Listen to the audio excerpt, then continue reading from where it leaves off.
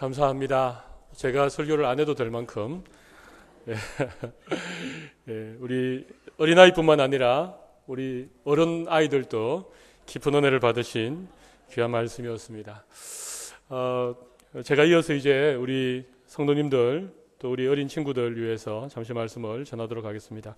오늘 제가 말씀드릴 제목은 우리 같이 한번 해보도록 하겠습니다. 하늘에는 영광, 땅에는 평화. 하늘에는 영광, 땅에는 평화. 이런 주제를 가지고 특별히 우리가 함께 읽었던 본문 14절. 하늘에서 지극히 높은 곳에서는 하나님께 영광이요, 땅에서는 하나님이 기뻐하신 사람들 중에 평화로다. 이 영광과 평화라고 하는 주제를 가지고 제가 여러분에게 좀 말씀을 드리려고 합니다. 우리 성탄절 다가오면 우리 예수님의 탄생에 대해서는 참 많은 얘기를 듣습니다. 심지어 교회뿐만 아니라 일반 방송에서도 이 성탄과 관련되어진 이 크리스마스의 모든 분위기가 온 세상을 뒤덮고 있기 때문에 저는 오늘 오히려 일반적인 예수님의 탄생에 관한 얘기보다는 특별히 14절 한 절에 나와 있는 하나님께 영광, 땅에는 평화, 이 부분에 대해서 제가 여러분에게 잠시 말씀을 나누려고 합니다. 여러분, 우리 예수님이 이 땅에 탄생하신 것이 과연 하늘에는 영광이요, 땅에는 평화가 되겠습니까? 땅에 평화가 된다. 하나님이 기뻐하신 사람들 가운데 평화로다. 이 말씀은 우리가 참 잘 이해가 될 것 같습니다. 평화의 왕으로 오신 우리 예수님, 그 예수님이 이 땅에 오심으로 방금 말씀처럼 우리의 모든 죄를 사하시고 우리를 구원해 주신 이 평화를 이 땅에 주러 예수님이 이 땅에 오셨다. 그 부분에 대해서는 우리 모두가 다 동의가 되어집니다. 고개가 끄덕여지고, 그래, 예수님은 우리에게 평화를 주러 오신 분이야. 그런데 여러분, 예수님이 그 낮고 천한 말구유에 태어나신 이 예수님의 탄생이 과연 지극히 높은 곳, 우리 하늘 아버지께 영광이 되는 일이었을까요? 여러분 어떻게 생각하십니까?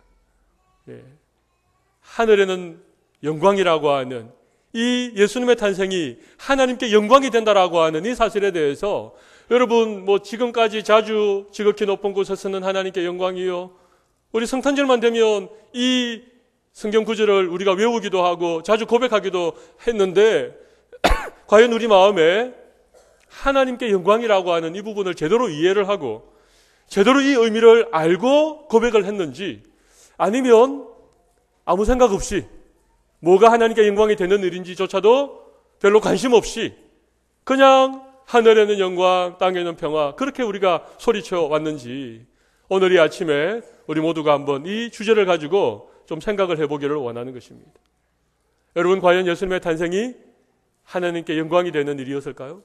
왜 그렇다면 예수님의 탄생이 하나님께 영광이 되는 그런 일이었을까요? 제가 오늘 말씀을 좀 드리려고 합니다. 여러분, 하나님은 우리의 영광을 받으시기에 합당하신 분이십니다. 모든 영광은 하나님 홀로 받으셔야 됩니다. 그런데 여러분, 하나님의 영광이 언제 나타납니까? 물론 하나님은 스스로 영광스러운 분이십니다. 아무도 하나님께 영광을 돌려드리지 않아도 하나님은 스스로 존귀하신 분이시고 하나님은 스스로 영광스러운 분이십니다. 만약에 이스라엘 백성들이 하나님을 찬송하지 않으면 하나님은 돌들을 명하여서도 하나님을 찬송하게 하실 수 있는 전능하신 하나님이십니다. 그런데 하나님께서는 하나님이 친히 만드신 피조물들을 통하여서 하나님 영광을 받으시기를 기뻐하십니다. 하나님이 친히 만드신 이 세상 가운데 하나님의 영광이 드러나는 것을 하나님이 기뻐하신다는 것입니다. 여러분, 생각해 보십시오. 하나님이 친히 만드신 이 세상 가운데 언제 하나님의 영광이 드러나겠습니까? 여러 생각들을 할 수 있겠지만 가장 중요한 한 가지가 무엇인가 하면 하나님의 뜻이 이 땅에 이루어질 때, 하나님의 뜻이 피조물들을 통하여서 이 땅에 펼쳐지는 바로 그 순간 하나님께서 영광을 받으신다는 것입니다. 여러분, 이게 너무너무 중요한 의미입니다. 하나님께서 언제 영광을 받으신다고요? 하나님의 뜻이 이루어질 때, 이 세상 가운데 하나님의 뜻이 나타날 때 하나님은 영광을 받으신다는 것입니다. 반대로 말하면 하나님의 뜻과 전혀 상관없이 세상이 돌아갈 때 하나님을 불순종하고 하나님의 뜻에 반역한 그런 일들이 이 세상에서 이루어질 때 하나님은 영광은커녕 하나님의 마음이 아프신 것입니다.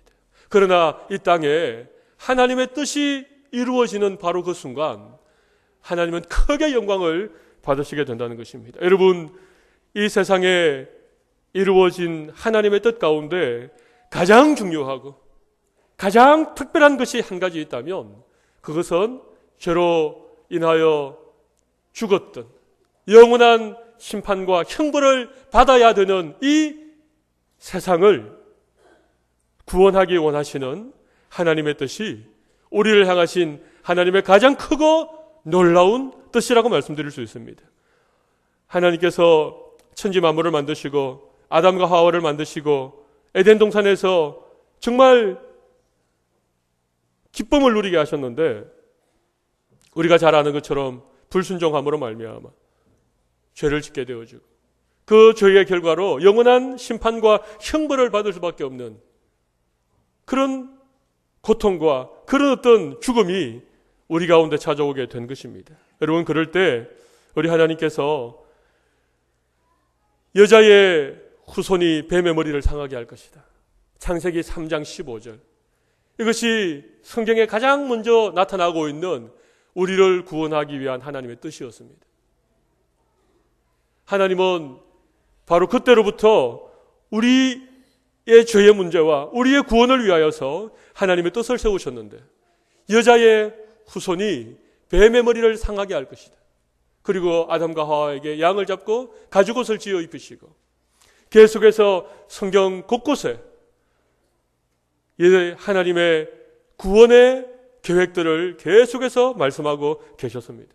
여러분, 그런데 그 하나님의 뜻이, 그 하나님의 구원의 계획이 오늘 예수 그리스도가 이 땅에 태어나심으로 이루어지게 되었다는 것입니다. 오래전부터 선지자들이 예언했던, 수많은 사람들이 기다려왔던 온 인류의 죄의 문제를 해결하기 위한 놀라운 메시아의 탄생, 구원자의 탄생이 바로 오늘 이 베들레헴 말 구유에서 이루어졌기 때문에 이것은 이 세상을 향하신 하나님의 수많은 뜻 가운데 가장 크고 가장 위대한 하나님의 구원의 뜻이 이루어지는 순간이었기 때문에 바로 이 순간 천군 천사들이 하나님께 지극히 높은 곳에서는 하나님께 영광이라고 그렇게 노래할 수 있는 것입니다. 여러분, 왜 하나님께 영광이라고요? 하나님의 뜻이 이루어졌기 때문에. 하나님의 뜻이 이루어졌기 때문에 이 날은 하나님께 영광이 되는 날인 줄로 믿습니다. 여러분, 그런데 언제 하나님의 뜻이 이루어집니까? 어떻게 하나님의 뜻이 이루어집니까? 하나님의 뜻이 그냥 이루어집니까? 하나님은 전능하신 하나님이기 때문에 무조건 하나님의 뜻을 우리의 어떤 선택과는 상관없이 이루어 가시는 분이십니까? 그렇지 않습니다. 하나님은 우리에게 자유의지를 주시고 우리가 하나님의 뜻을 깨닫고 그 뜻에 순종할 수 있도록 우리에게 믿음의 선택을 맡겨두시는 것입니다. 언제 하나님의 뜻이 이루어지는가? 어떻게 하나님의 뜻이 이루어지는가? 다른 것이 아니죠. 바로 순종을 통하여 하나님의 뜻이 이루어진다는 것입니다. 여러분, 예수 그리스도, 그분은 태초로부터 하나님과 함께 천지를 창조하신 하나님이셨습니다. 성자 하나님, 삼위일체 가운데 제2위 성자 하나님이셨습니다. 여러분, 그런데 그 하나님이 하나님의 뜻을 받들어 그 뜻에 순종하셨다는 것입니다. 우리가 잘 아는 빌립보서 2장 6절로 8절의 말씀을 보시면 우리 예수님께서 어떻게 하나님 뜻에 순종하고 계십니까? 하나님과 동등됨을 취할 것을 여기지 아니하시고 자기를 비어 종의 형체를 가지고 이 땅에 오셨다는 것입니다. 우리와 똑같은 인간의 몸을 입고 이 땅에 오셔서 죽기까지 복종하셨으니 그 십자가에 죽으심이라. 여러분, 하나님이신 예수님이 우리 인간의 몸을 입고 이 땅에 오셨는데 그 마리아의 몸에 티끌 같은 그런 생명의 씨앗으로 잉태되셔서 이 땅에 오셨다는 것입니다. 이것은 우리 예수님의 절대적인 순종입니다. 죽기까지 하나님의 뜻에 복종하는 이 예수님의 절대적인 순종을 통하여 하나님의 뜻이 이루어진 것입니다. 할렐루야. 여러분, 하나님의 뜻이 이루어질 때 하나님 영광을 받으십니다. 그런데 어떻게 하나님의 뜻이 이루어지는가 하면 누군가의 순종을 통하여서, 누군가의 복종을 통하여서 이루어진다는 것입니다. 여러분, 마태복음 1장 24절로 25절 말씀을 보시면 여러분, 거기에는 또 한 사람의 순종이 나타나고 있습니다. 누굽니까? 예수님의 육신의 아버지였던 요셉. 이 요셉이 마리아와 정혼하고 동거하기 전에 성령으로 잉태된 것이 나타난 것입니다. 청천벽력과도 같은 그런 사실이었지만, 그가 의로운 사람이어서 가만히 끊고 자였지만 천사가 나타나서 마리아 데려오기를 무서워하지 말라. 저희 잉태된 것은 성령으로 잉태된 것이고 아들을 낳으리니 그 아들을 예수라 하라. 그렇게 말씀하셨을 때에 마태복음 1장 24절 25절 보면 이런 말씀이 있습니다. 요셉이 잠에서 깨어 일어나 주의 사자의 분부대로 행하여 그의 아내를 데려왔으나 아들을 낳기까지 동침하지 아니하니 나음의 이름을 예수라 하니라. 여러분, 요셉이라고 하는 이 한 사람의 순종, 요셉이 잠에서 깨어 일어나 주의 사자의 분부대로 행하여 그의 아내를 데려왔다 라고 하는 이 요셉의 순종, 이 순종을 통하여 하나님의 뜻이 이 땅에 이루어졌다는 것입니다. 여러분, 요셉이 만약에라도 하나님의 뜻에 순종하지 않았으면 어떻게 되었겠습니까? 만약에 도무지 그것을 받아들일 수 없고 결혼도 하기 전에, 함께 동거도 하기 전에 그의 약혼녀가 임신을 했다는 그 사실을 그가 만약에 받아들이지 않고 그 아내 데려오기를 순종하지 않았다면 어떻게 예수님이 마리아를 통하여 이 땅에 오실 수 있었겠습니까? 누군가의 순종을 통하여서 하나님의 뜻이 이루어진 것이죠. 요셉이라고 하는 이 의로운 한 사람이 하나님의 뜻에 순종했을 때에 하나님의 놀라운 구원의 계획이 지금 이루어지고 있는 것입니다. 바로 이 순간 하나님께서 영광을 받으셨다는 것입니다. 여러분, 우리가 또 한 사람의 순종을 우리는 기억해 볼 수 있습니다. 바로 오늘 본문에 나타나는 마리아의 순종입니다. 누가복음 1장 38절 말씀을 보시면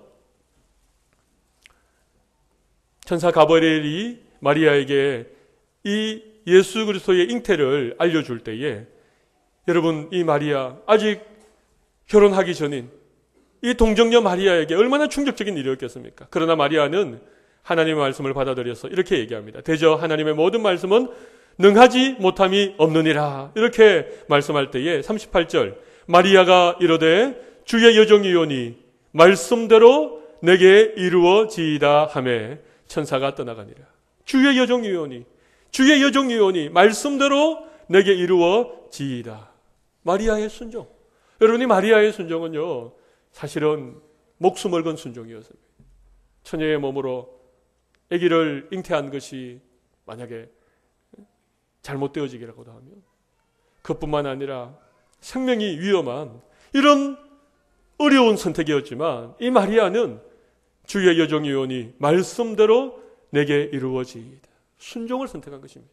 이 마리아의 순종을 통하여서 하나님이신 예수님이 이 땅에 우리와 똑같은 인간으로 탄생하신 바로 그 순간 하나님은 가장 큰 영광을 받으셨다는 것입니다. 사랑하는 성도 여러분, 오늘 우리의 삶에 하나님의 영광이 언제 나타나는가? 언제 나타나는고요?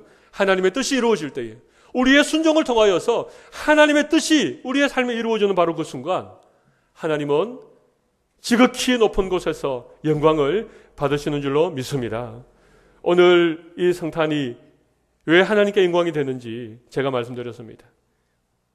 하나님의 뜻이 예수 그리스도의 순종을 통하여, 요셉의 순종을 통하여, 마리아의 순종을 통하여 이 땅에 이루어졌기 때문에 하나님께서 영광을 받으셨다는 것입니다. 여러분, 그렇다면 땅에서는 평화, 하나님이 기뻐하신 사람들 중에 평화라고 하는 이 말씀을 여러분 우리가 어떻게 이해를 할 수 있겠습니까?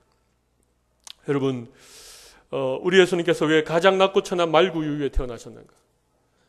이 부분에 대하여서 우리는 그저 어렸을 때부터 들어왔던 성탄에 관한 얘기. 우리 예수님이 베들레헴에 오셨는데 여관이 다 만원이 되어서 태어날 곳이 없어서 마구간에 잠시 이렇게 머물렀는데 마침 그때 아기가 태어나고 그 아기를 강보에 사서 말 구유에 누였다. 이 정도의 얘기만 우리가 알고 있는 사실입니다. 그러나 여러분, 오늘 우리가 읽었던 이 본문은 아주 대조적인 두 개의 얘기가 사실은 본문 속에 소개되어지고 있습니다. 하나는 1절 2절에 나타나고 있는 로마의 황제 가이사 아구스도라고 하는 사람의 명령을 따라 천하가 다 인구조사를 위하여 호적할 때, 바로 그때 예수님의 육신의 아버지인 요셉도 호적을 하기 위하여 각각 고향으로 돌아갈 때 갈릴리 나사렛에서 유대 땅 베들레헴으로 돌아왔다는 얘기입니다. 여러분, 이 가이사 아구스도, 이 로마의 황제는 로마의 전성기를 시작한 위대한 황제였습니다. 이 아구스도로부터 시작해서 한 300년 정도 로마의 평화라고 하는, 팍스 로마나라고 하는 이런 어떤 로마가 다스리는 평화스러운 시대가 이어졌습니다.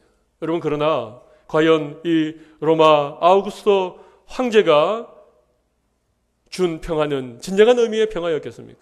그것은 진정한 의미의 평화가 아닙니다. 그것은 권력으로, 그것은 힘으로, 그것은 군대의 힘으로 평화를 유지하기 위한 평화일 뿐이지 모든 사람들에게 평화는 아니었습니다. 아주 단적인 예로 임신한 몸으로 그 아내를 이끌고 고향으로 호적하기 위해서 저 북쪽 갈릴리에서 남쪽 유대 땅 베들레헴으로 긴 여행을 하고 있는 이 요셉의 가정만 생각하더라도 여러분, 이것은 평화가 아닙니다.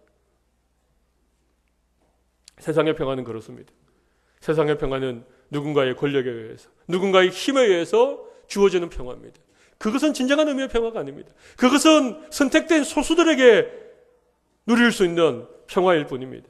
그런데 오늘 우리 예수님께서 이 땅에 태어나심으로 우리에게 주신 평화는 모든 사람들에게, 모든 이 땅의 백성들에게 주어지는 참된 평화입니다. 여러분, 하나님께서 왜 하나님의 뜻을 이루어 가실 때에 수많은 방법들이 있는데 하나님이신 예수님을 마리아의 몸에 잉태시키시고 그것도 가장 낮고 천한 말구유에서 태어나게 하셨는가? 예수님은 이 땅에 메시아로 오셨습니다. 모든 사람의 죄의 문제를 해결하기 위한 구세주로 오신 것입니다. 그분은 왕이십니다. 그분은 만왕의 왕이시고 만주의 주이십니다. 그분은 천지를 만드신 하나님이셨습니다. 그분이 우리의 구원을 위하여 이 땅에 오셨는데 어떻게 오셨습니까? 가장 작은 모습으로, 가장 낮은 모습으로, 가장 초라하고 가장 가난한 자리에 오셨다는 것입니다. 여러분, 이것이 하나님의 놀라운 계획이고 하나님의 뜻입니다. 여러분, 그래서 우리 예수님이 가장 낮고 천한 자리에 태어나신 이유는 다른 이유가 아닙니다. 예수님이 주시는 평화는 누군가의 권력으로, 누군가의 힘으로 유지되는 평화가 아니고 그분이 가장 낮아주셨기 때문에 이 아기 예수, 그 예수 앞에 누군들 예수님의 그 주시는 평화를 받지 못할 사람들이 누가 있겠습니까? 여러분, 하나님의 은혜는 낮은 곳으로 임하지요. 마치 물이 계속해서 낮은 대로 흐르는 것처럼 여러분, 우리 예수님이 이 세상의 모든 사람들보다 가장 작고 가장 연약하고 가장 낮은 자리에 임하셨기 때문에 이 예수님이 주시는 평화는 그 누구도 예외 없이 모든 사람들에게 주어지는 참된 평화라고 하는 사실을 오늘 우리가 함께 읽은 말씀 가운데 하나님께서 우리에게 주고 있는 놀라운 의미라고 하는 것입니다. 여러분, 우리 예수님이 이 땅에 이런 아기의 모습으로 오셔서 하나님과 우리 사이에 막힌 담을 하셨습니다. 우리의 모든 죄의 문제를 해결하셨습니다. 그리고 우리의 이웃과 우리의 이 세상 속에서의 사람들과의 관계 속에서 우리에게 있는 이런 여러 가지 문제들을 해결하시고 이웃과의 평화를 우리에게 주셨습니다. 뿐만 아니고 우리 스스로에 대하여서도 참된 평화를 하나님께서 허락하신 것이죠. 여러분, 평화라고 하는 것은 다른 것이 아닙니다. 막혔던 담이 허물어지고 어려웠던 관계가 회복되어지는, 여기에 진정한 평화가 있는데 오늘 예수님께서 우리에게 주신 평화는 하나님과의 평화, 사람들과의 평화, 우리 자신과의 새로운 평화의 관계를 하나님께서 허락해 주신 것입니다. 여러분 보십시오. 우리 예수님은 정말 어떤 욕심도, 어떤 권력도, 어떤 부여도 다 포기하시고 자기를 비워서 가장 낮고 천한 형태로 이 땅에 오신 것입니다. 여러분, 우리가 이 예수님이 주시는 평화를 생각할 때 여러분, 참된 평화라고 하는 것은 다른 것이 아닙니다.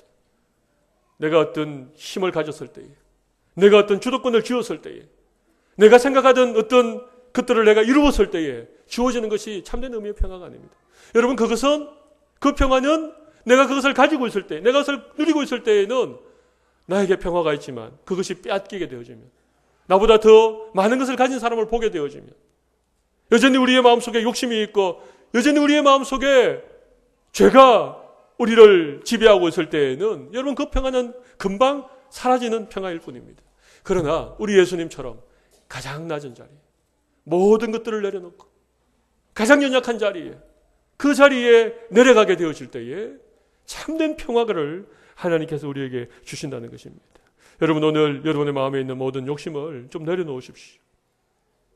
비교하면서 살아왔던 여러분의 삶들을 오늘 좀 정리하시고, 하나님이신 예수님이 가장 낮고 천한 자리에 아기로 오셨고 우리는 그 예수님을 우리의 구주로 맞이하고 그 예수님이 주시는 이 평화의 선물을 사모하며 이 자리에 나왔는데, 여전히 우리의 마음속에 이런 죄가 자리 잡고 있고 누군가를 용서하지 못하고 누군가를 미워하는 마음들이 계속 있고 여전히 내 욕심, 내 욕망, 내가 뭔가를 더 움켜잡으려고 하는 이런 어떤 우리의 삶들을 우리가 내려놓지 않는다면, 우리가 아무리 하늘에는 영광, 땅에는 평화 이렇게 우리가 외치지만 여전히 우리의 마음속에는 평화가 없는 것입니다. 오늘 이 성탄의 계절에 하나님께서 영광을 받으시고 오늘 예배하는 우리 모든 주의 백성들의 심령에 놀라운 평화를 주시기를 바랍니다. 여러분, 예수님의 말씀에 순종하십시오. 하나님의 말씀에 여러분을 쳐서 복종하는 바로 그 순간 여러분을 통하여 하나님께서 영광 받으실 것입니다. 그리고 여러분들이 예수 그리스도의 나심을 기억하면서 그분이 주신 평화를 힘입기 위하여서 우리에게 있는 것들을 하나하나 내려놓을 때에 우리의 욕심도, 우리의 분노도, 우리의 비교의식도, 모든 것들을 우리가 주님 앞에 내려놓고 우리도 마음을 비워 가장 낮은 자리에 주님과 함께 엎드릴 때에 세상이 줄 수 없는 평화, 예수님이 온 땅에 주셨던 그 참된 평화가 오늘 우리의 심령에 차고 넘치게 될 줄로 믿습니다. 오늘 이 평화가 험한 세상, 무거운 짐 지고 살아가는 우리 모든 성도들의 심령에 참된 평화로 자리 잡는 귀한 은혜를 주시기를 바랍니다. 우리 오늘 말씀을 생각하면서 함께 기도하는 시간을 가지도록 하겠습니다. 하늘에는 영광, 땅에는 평화. 이 영광과 이 평화가 오늘 우리의 삶